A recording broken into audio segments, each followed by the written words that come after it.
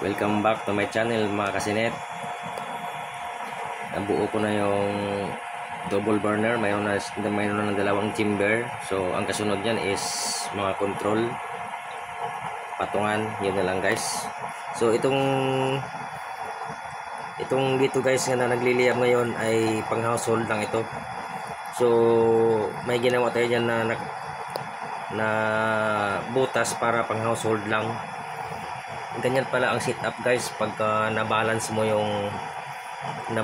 yung butas baba at saka taas. Pag na-balance mo yon, walang aapaw-apaw na apoy. Kung ano lang yung butas ng household sa nozzle, yun lang ang nagbuga ng apoy Kaya yung kardero walang magiging uling kasi wala siyang umaapaw na apoy sa gilid. Kung ano lang yung dulo ng nozzle, yun lang din ang umaangat. Parang din sa design ng mga gas stove. Pang household lang talaga ito. Alam mo guys, kung saan yung nakapokus yung nozzle, yun lang din ang kulo niya. So napakanipis ang apoy nito. So napakanipis yung apoy. Wala siyang carbon. Yan guys, yung disenyo na yan. Napakanipis yung apoy niyan. Ayan halos hindi mo makikita nga yung butil niya. Dungawan natin yung loob ng chamber. Ayan guys, hangin lang, lakas ng guys. Kaya ganyan iniihipan ng hangin, lakas ng hangin namin dito sa amin. Signal number 4 na yata dito sa Pangasinan. Yan guys, halos hindi mo makita yung apoy pagka walang hangin. Yan, nag-away-away yung kuwan kasi may hangin. Clear yung langis. Yan guys, lakas ng guys, umpisa na yung bagyo na naman dito sa amin. So ganyan siya pag sinalangan. Napakanipis yung apoy niya. Ayan pero pwede rin palakasan. Mayroon ding ilalakas. Ayan, mayroon ding ilalakas siya. Nakapokus lang sa puwit. Tignan mo yung ulbo ng guys. Ayan, ulbo ng kulo. Kasi yung butas ngayon hindi natin binukaka, nakapokus lang sa puwit.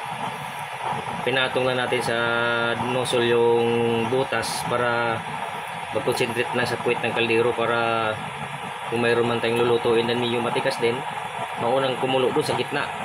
Yan tapos tumatakbo na rin niya sa gilid yung kulo, pero unang nakapokus sa gitna talaga sa puwit. Yan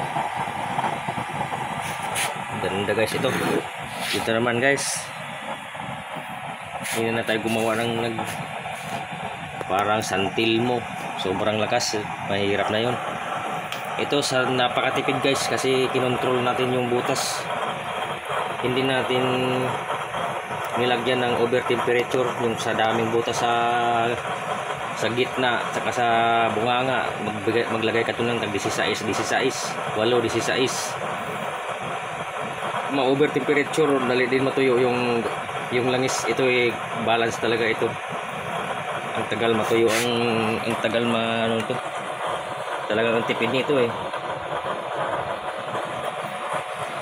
Ayan guys, pang household na talaga ito.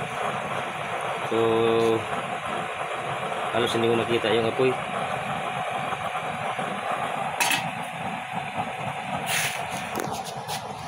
Ayan, sinalangan natin guys.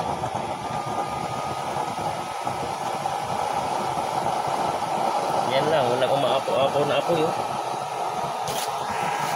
Wala kang umaapaw sa gilid kaya hindi mangingitim yung kaldero nito. Walang umaapaw sa gilid.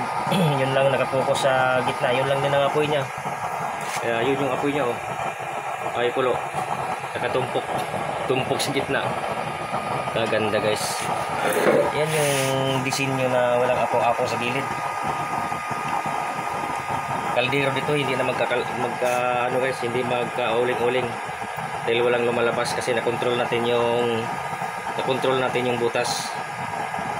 Oh, yan ang kulo niya sa gitna lang So ito ang design na napakaganda yung pang household lang. So dito na ako. Pahinaan natin guys. Pag pinahinaan mo, super nipis. Halos ayan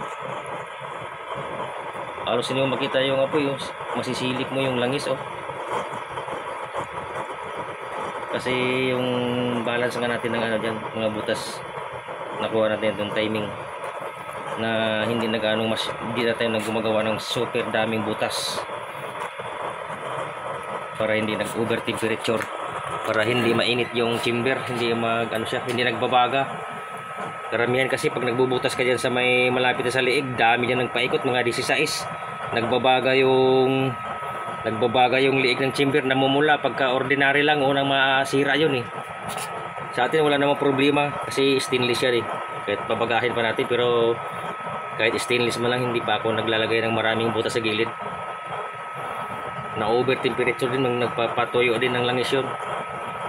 Ayan guys, nipis-nipis yung kanya apoy niya So ito talaga ang design sa pang-household lang, na hindi ka matakot masunog yung sinaing mo. Yan, ganipis. Ano na yan, nakalo lang tayo, nakalo. So pag pinalakasan wala rin aapaw na apoy doon lang din sa puwet, wala rin siyang umaapaw na apoy. So yan ang napakaganda na naman itong design na to, na yun ang nipis talaga, walang umaapaw sa gilid, kaya hindi mag-uuling yung kardero ito para lang itong gasol. So abangan nyo guys, pagka nabuo rito, pakita natin lahat yung dalawang chamber na nagliliyab na banayad lang. So hanggang dito na lang po, God bless.